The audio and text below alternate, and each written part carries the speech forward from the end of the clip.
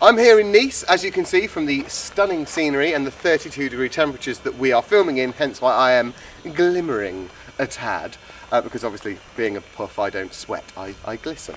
And behind me is Renault's all-new Coupe Roadster, so a new segment that another manufacturer's managed to carve into the industry for themselves, which is a two-door convertible roadster coupe.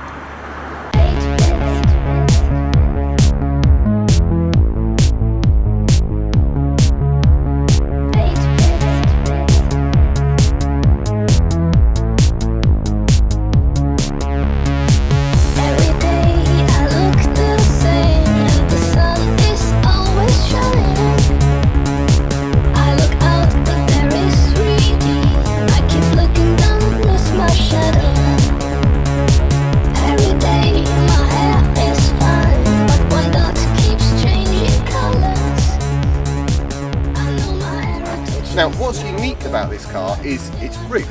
Now, we're all used to hardtop convertibles that chunk, chunk, chunk, chunk, chunk and go into the boot. We're all used to hardtop convertibles going, but what we haven't and what we're not used to is cars that go flat. This car just winds itself backwards into a convertible. So again, is it wind? Is it wind? Who knows? It actually has as much luggage space as a Clio, which is based on the floor plan of the Clio and the Twingo. It's just marginally bigger than a Twingo and marginally smaller than a Clio. So out come the back seats, in comes the drop top roof, and there you go.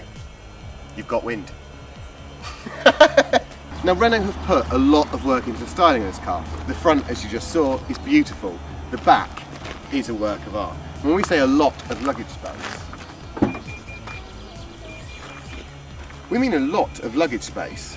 Now, inside this gas-powered cylinder is in fact the roof. So this bit of the roof, which we'll show you in a minute, comes up and the hood folds from this centre point here over the top in one piece and clips down.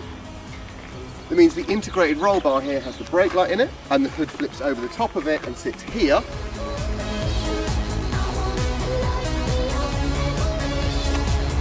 So it's super, super cool. It is definitely going to get some looks when you drop the top on this car.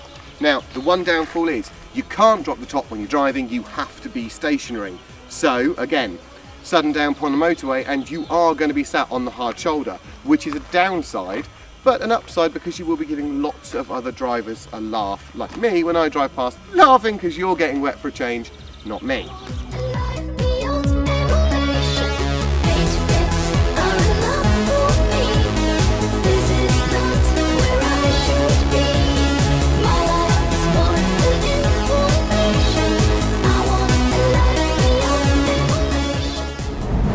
What's it like to drive? Well, as you can hear, inside the cabin there is a lot of wind noise, but it's not entirely unpleasant. It is actually really spacious on the inside, massively so. There are a few things I don't like. I don't like this massive steering wheel that they appear to have taken out of a Renault Espace. I mean, it's humongous. It's almost as big as the car, and it is only 4 meters long. It does handle fantastically well. It is beautifully aligned. You can tell that Renault Sport have been heavily involved in manufacturing this car. It's got a Renault Sport engine, because we're driving the 1.6 VVT engine, which is a naturally aspirated 133 brake horsepower 1.6 petrol engine. And 0 to 60 is done in 9.2 seconds, which, although not lightning, is still quick for a very small 1.6 litre convertible. And obviously its unique hood, I love the hood. There is slight issues with rear visibility. Well, the fact that we don't have any is kind of the issue. You do have this tiny little postage box rear window in the roll bar of the car. And you can't really see a great deal out of that. And this wind thing you see here, that is a prototype. I'm not even sure if that's going to make that into the actual final production car. But it behaves beautifully. It handles really well. We're on a really steep sweeping corner at the moment, and we're doing 110k, which is about 65 miles an hour, and it's just stuck to the floor, doesn't move, there's no misbehaving. It is, to drive, a beautiful car. It's a lot of fun. I love the exterior styling. I mean, it's just so funky, it's ridiculous. But obviously we're in Nice for this launch, and Nice is nice, and it's nice to be in Nice.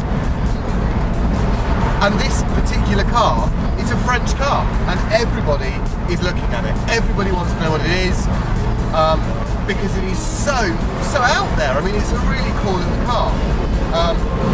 Mid-range acceleration on the motorway is very good. It copes with it very, very well. It does have a sport button underneath the accelerator, which is supposedly due to give you an extra 5 brake horsepower when you need it most in gears 3, 4 and 5. I pressed it and I'm bugged if I can see it does anything. But, you know, just like all the lesbians out there, I'll continue hunting for that elusive button that will give me power over what I'm trying to fiddle with.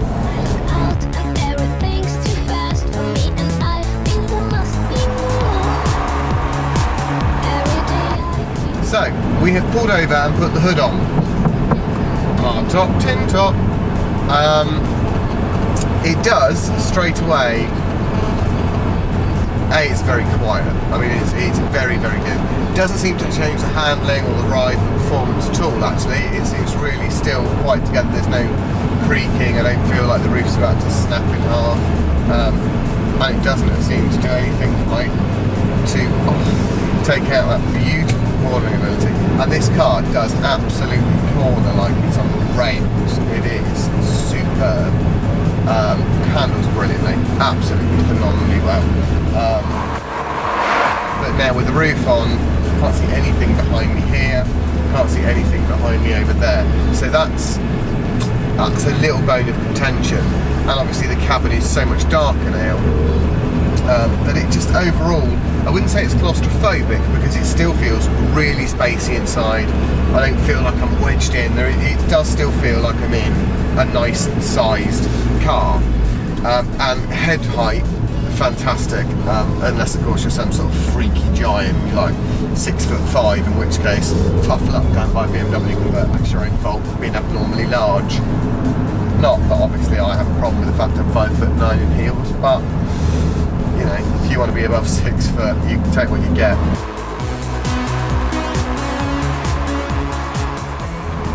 But no, I like it, it's fun. With the roof on, it's quiet, much quiet. The engine is still quite noisy. You can't hear the engine, but one assumes, seeing as this car is only 1,173 kilos heavy, that there isn't that much insulating in the engine bay. And at the end of the day, you want great performance, you want fantastic handling ability, you want pretty much a Renault Sport, which is what this car's been developed in conjunction with Renault Sport, which is why everything on it is Renault Sport. Then you have a price to pay for that. This car, this is Dynamique S, which is a mid-level car. There are only 3 levels to this car. There's Dynamique S, and there's going to be 200 collections when the car launches, which will be an exclusive numbered car, and then once a year Renault will do a unique and exclusive version of this car that will be numbered, and you'll have to order that and hope that you get one. Now, the Dynamique S, you get a shed load of kit.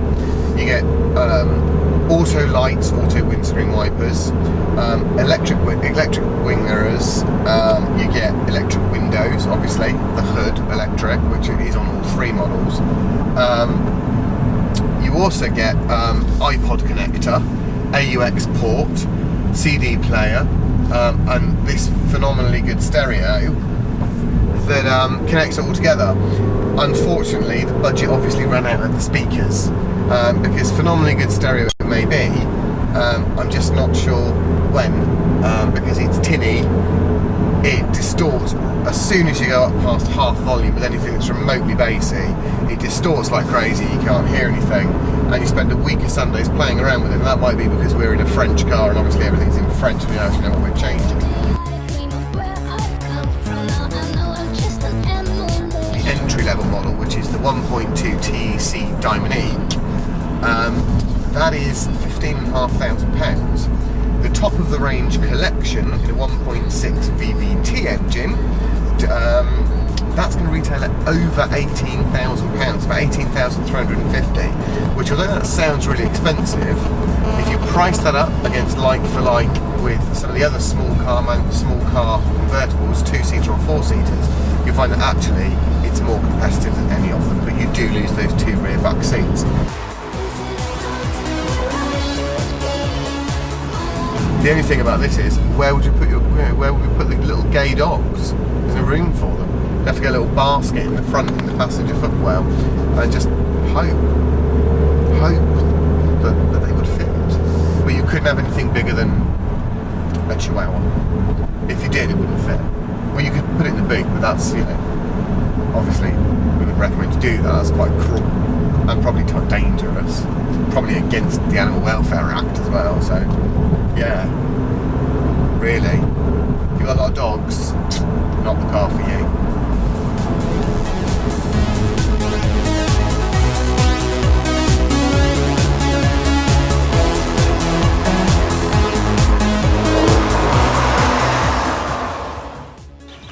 It is beautiful, it handles well, its styling is so out there, there's nothing in the marketplace like this at the moment. And if I was Peugeot with my 207, I'd definitely be getting worried, because this is serious competition, especially in the marketplace for couples that don't necessarily want 2 rear seats but would prefer loads of junk in the trunk.